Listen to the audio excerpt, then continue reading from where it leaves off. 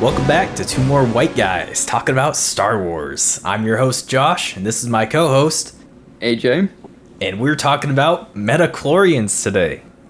Ooh, This is a hot topic, Josh. Yeah, I think so. I mentioned in the first episode, like Order 66, the like whatever the fuck they put in their heads was like the where most of the fans went ugh, they turned their back on the Star Wars canon.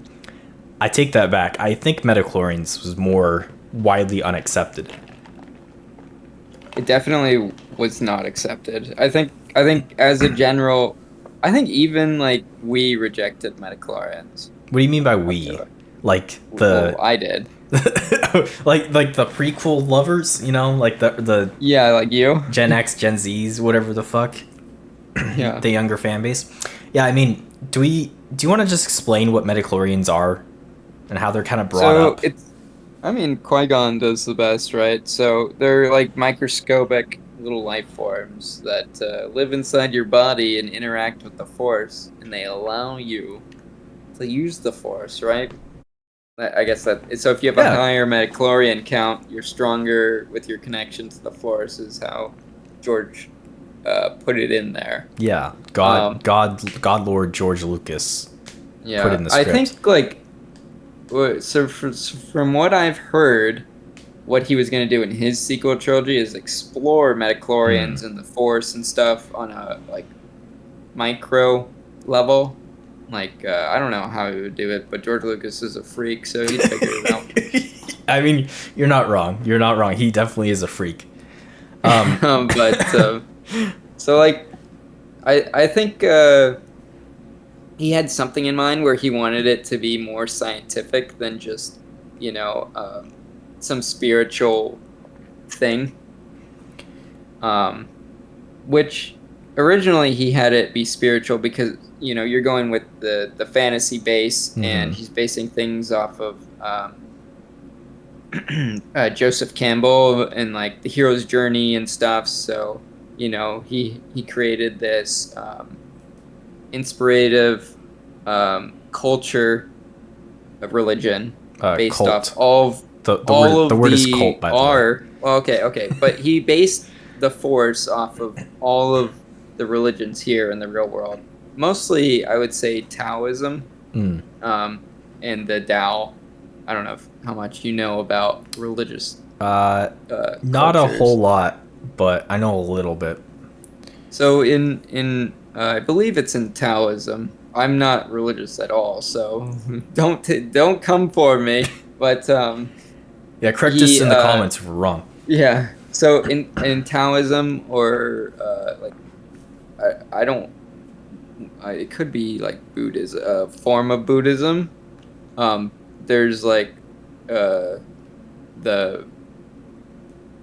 flow. Right, flow is like this thing. Like if you're, how you're working and you just get so into it, and you're that like Zen moment. You're just, you're in Zen. It's the same thing as flow. You can even see how George used that language of flow and whatnot in like The Empire Strikes Back when Yoda is training Luke. So I think originally that's where George was taking the Force, was in that Buddhist monk sort of idealism, and then in the newer films, there's almost like a Christ sense of Christianity and such, with the overall dramaticism of the events happening in the prequels.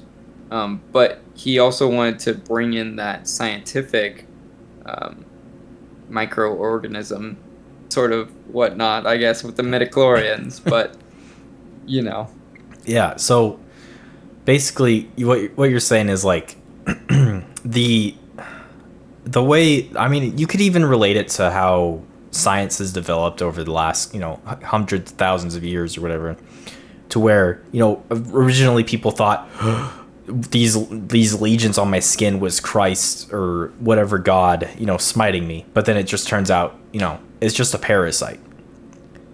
It's kind of the same. I mean, it's the same with the technology of those movies where, in the original trilogy, a lot of the technology is a lot simpler, a lot more mechanical, very old. And then the newer movies, a lot of it's shiny and smooth and curved, and like you could see the science deteriorating through. I mean, or going backwards almost. The way that it works. So you're not a big fan of these metachlorians? Well, so, I mean, I have my issues with them, for sure. I don't think that they were explained well enough for it to like fully understand. I think that's kind of like why George wanted to explore them more in his sequels, that he never got to make. I it's kind of weird for me because it's like I remember Qui-Gon talking about it in episode 1, but I don't really. It never really stuck to me. It wasn't like you have to have a lot of metachlorians in your blood to be a good Jedi, which I kind of makes sense, but also it doesn't really make sense. But it's like, should anyone just be able to be a Jedi, or should other people, like almost like a Buddhist monk, or not a Buddhist monk, but like a I don't know how to describe it better, but like Yeah, no, I get what you mean. Like, yeah, like I feel like anybody should be able to pick up a lightsaber, or like some people might have less of a connection to the Force. I think that's like kind of like what he was trying to get with, is like why some people have less of a connection. Do you think it was almost an explanation for why some people aren't religious? No, I don't think why people would be religious, because or why they wouldn't Force, be. Yeah, because so the Force doesn't work that way. So the Force will basically, in the movies and stuff, the reason why things are happening is because of the Force, right? Mm-hmm. So like why something happened is because the Force already dictated that thing to happen, right? So the Force already dictated that Anakin was going to kill the youngling, and the Force already dictated that Luke was going to blow up the Death Star. Those things are dictated by the Force itself, right? So they were unstoppable moments in the Star Wars history that you just were unavoidable. Yeah, so it's like fate, from one or perspective, it is fate, I guess. Yeah, and there is a lot of like fate talk, and not in like the fate talk of maybe today's movies, where like there's like when we talk about fate, or like it's a positive thing, right? Mm-hmm. So like my fate is going to be like some grandiose thing. When you talk about in Star Wars, like fate in like the future and stuff, it's almost like a doom, right? Like your fate is inevitable, right? But it might not be a good thing. It kind of like harkens back to that Joseph Campbell and the old like religions and stories from like the Odyssey or the Iliad, where you have like Achilles, where he was given this grand power from birth, but with all of his heroism and his arrogance and his will, he still died to the arrow that struck him in the ankle, right? So I think it harkens back to that dramaticism. Yeah. So going off that, do you think if Qui-Gon survived his fight with Darth Maul, do you think would Anakin still have turned to the dark side because of the fate? Or so I don't think that there's any Star Wars with Qui-Gon surviving Darth Maul killing him. Interesting. So it's kind of like it's weird, because I know there's like that time paradox, whatever the fuck, from like the Marvel. I mean, it's a real life thing too, where it's like people, there's crossover events and whatnot where there's like a timeline, right? And you can branching paths and like all that. So do you think Star Wars could have a a branching paths type moment, or do you think the way that it's made, and or at least the original way that it was made by George, do you think it was always supposed to be kind of like one continuous timeline? Oh yeah, it's for sure just one continuous timeline, and you can see that even in the way he like records scenes, or not records them, but the way that the scenes play out chronologically. We don't get any flashbacks, we don't get any time skips, within the films themselves. So I don't think that there's any diverging timelines or any of this thing. Now, like we were talking about the canon in the first episode, Mm-hmm.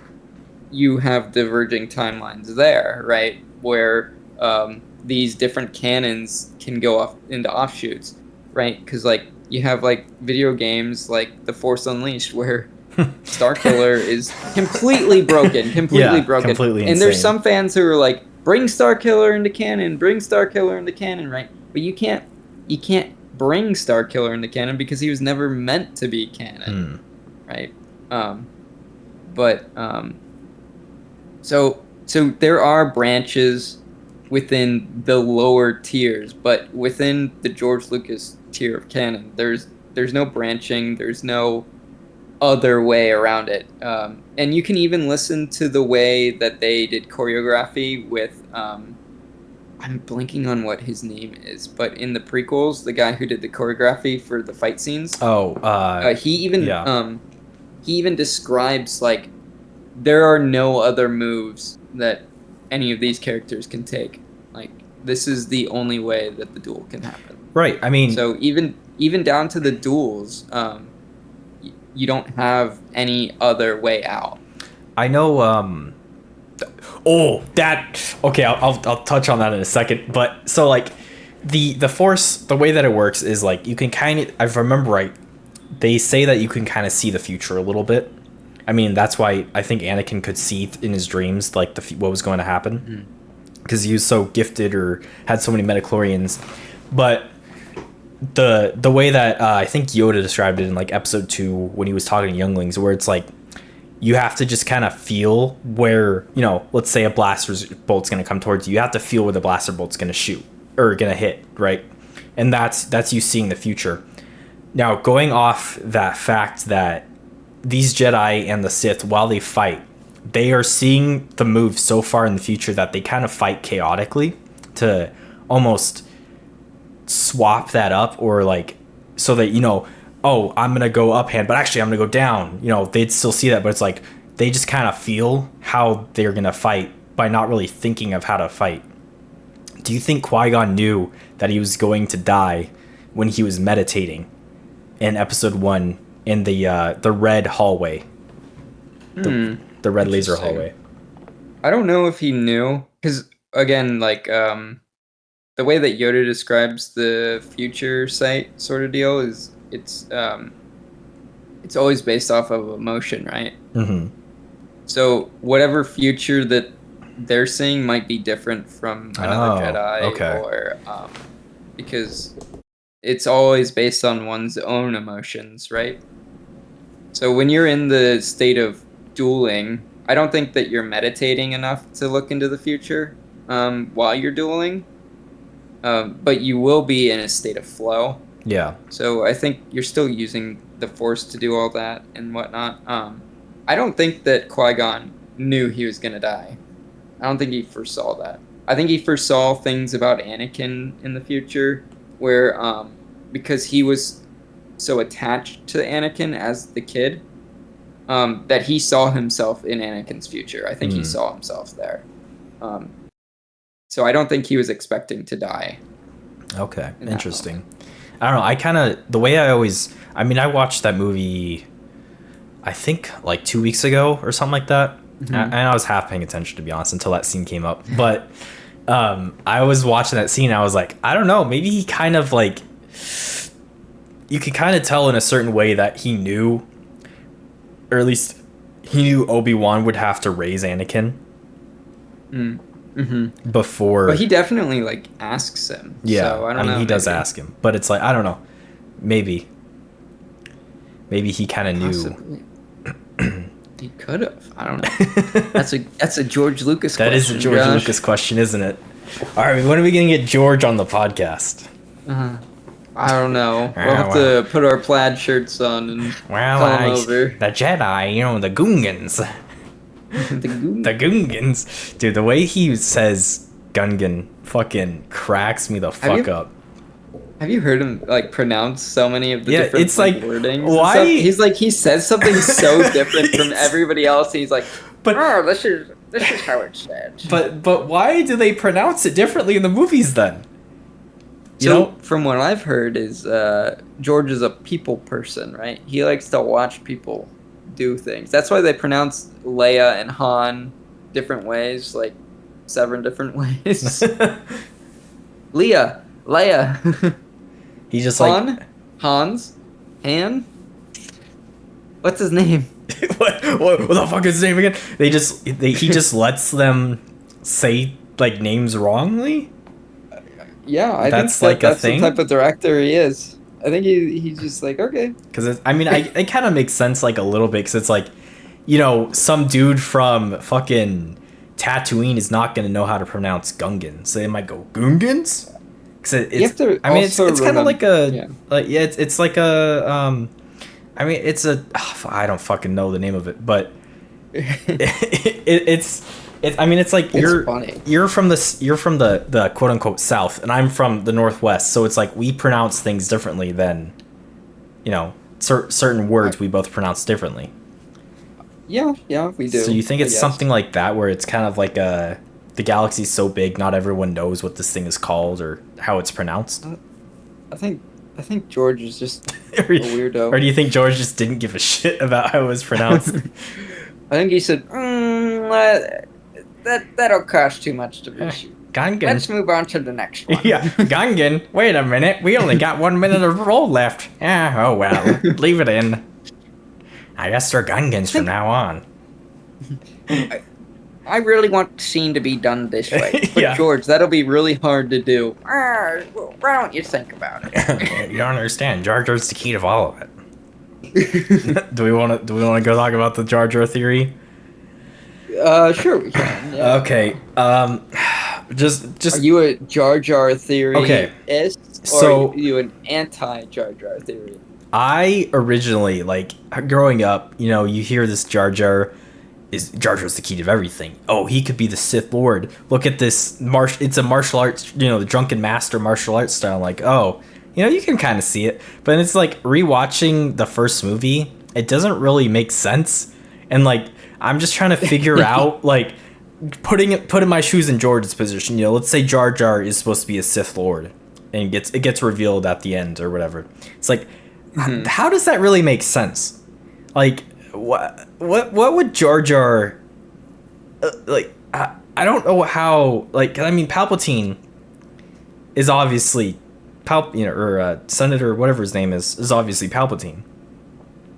So it's like, where's the connection where Jar Jar is a Sith Lord? Well, I think it was the way that George talked about him before the movies came out, where he's like, Jar Jar he's the whole point. He brings everything together, which he does bring everything together in the Phantom Menace. You watch the Phantom Menace. But he doesn't do much else other than give Palpatine power, right? And make him the Emperor, right? Yeah, I mean, I guess is that what he meant? Wanted. I think so. What he meant by Jar Jar is the key of all this. Is the Gungans are a force on Naboo that have their own army, and they're below the water, right? But nobody thinks highly of them. But they're not really scared of anybody, right? Because I don't know if that's because they're too stupid or what you wanna put that up to. But they're not afraid of the droids. They're not afraid to die. They're not afraid of anything, and they have an army. But then you have these Nabooians, right? And they get captured by the CIS because they can't fight back. They can't do anything, right? And so Padme is talking to Jar Jar in episode 1, and she's like, I don't know what to do. And Jar Jar's like, well, we have an army on on Naboo, well, we should fight back against the droids. We shouldn't just like let them take the planet." And she's like, "You know what? You're right." And so then they go back and they get the Gungans and they form the alliance, and then the rest is history. I guess if you want to put it that way. But I think that's what George meant. Is that scene specifically? Yeah, he's like, why Jar Jar is essential. Jar Jar is essential because without him, the Naboo would never have been able to fight back. Mm-hmm. I could see that. Actually, there's a guy on YouTube called So Uncivilized, and he has a great video that breaks down the whole Jar Jar thing. So I don't think he was ever supposed to be like a dark character or something. I know he's like a dumb character that in the end gives Palpatine the power, and everybody's like, "Oh, that's the moment that he's part of the Sith. He has to be right." But I think he's just he's like the gesture in the court. Yeah, I could see that. I mean, it's literally his. You're right. It's his role, the gesture in the court, to make everyone laugh or whatever, while the king tries to figure it out. But yeah, I mean, I'm just trying to think of like what scenario would Jar Jar even be a Sith Lord in, to like just trying to think of like how these movies would have been written if Jar Jar was a Sith Lord. It would be interesting. I don't even know how you like. I guess you could just say you'd have to do the same. I mean, I don't know. It would probably just be more political, like thriller stuff, to be honest. I mean, I'd be okay with that, but yeah. I mean, I don't know that the population would ingest that. But I mean, we're kind of like with the whole tariff things going on, we're kind of like living through kind of something like that. We're living through the. We're at episode 1, Josh. You're right, dude. We're at episode 1.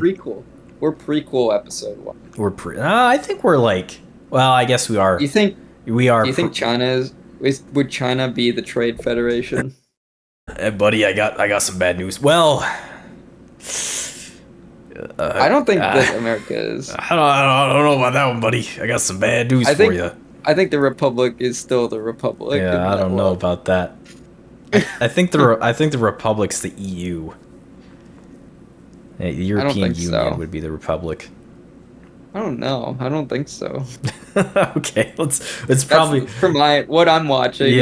But I don't know how much you're looking and you think. Well, I mean, just because we're bringing up China and real politics, I watched this China Uncensored channel too, and they're hilarious.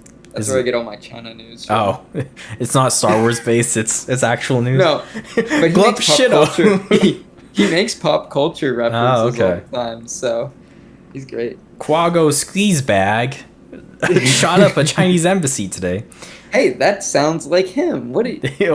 Wait. No, I've never seen it. Speaking of which, who's your favorite like Glup Shido? You're like weird little fucking stupid character that you love. Glad you asked, because it is the Achuta 3PO unit from Bespin. Yeah, it should be the one on screen right now. The like silver white 3PO. I just love how ever since he said Ichuta, that's my favorite curse word. It's such a weird line.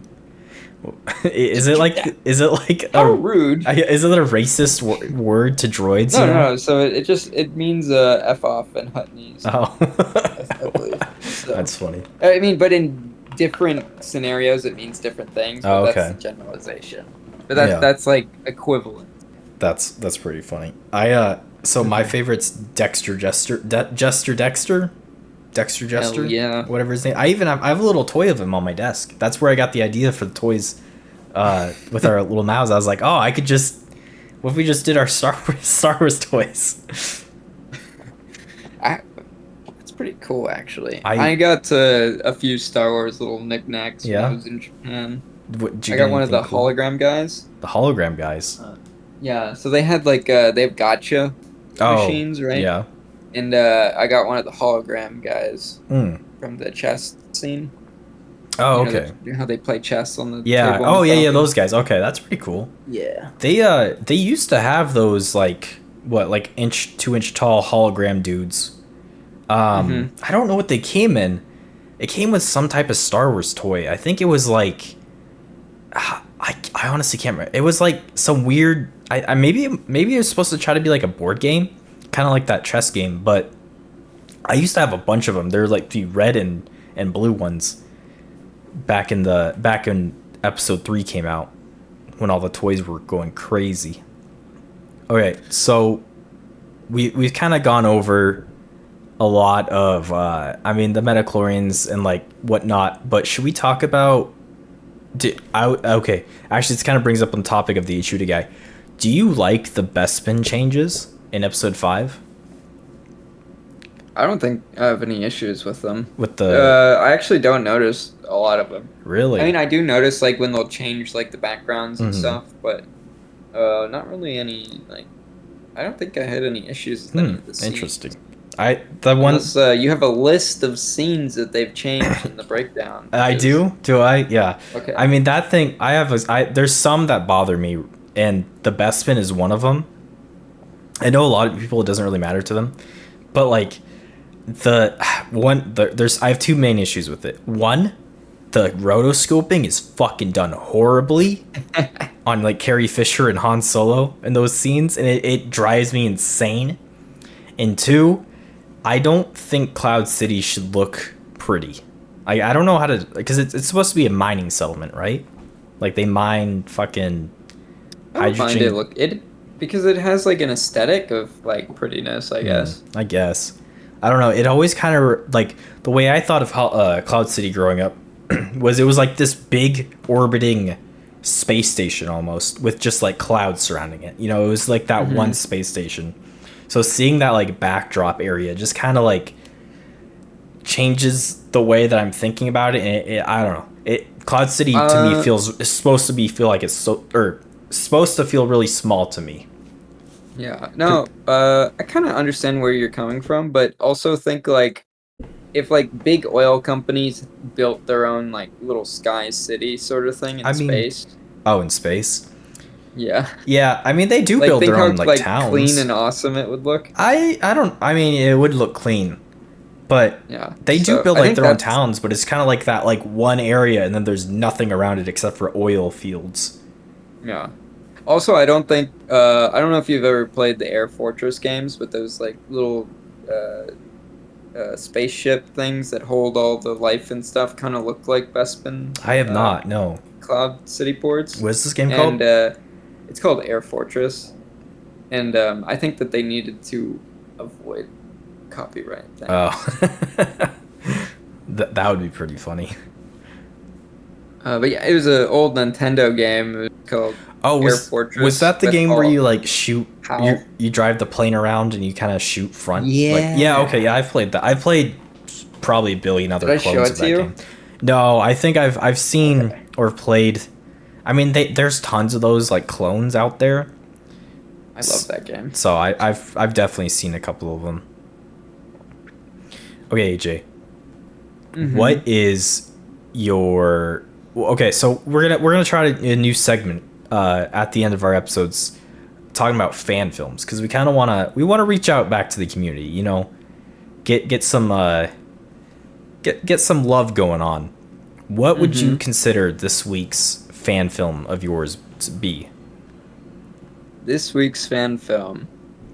Well, I always have to give it up to the Ryan versus Dorkman films, or I think that's what they are, right?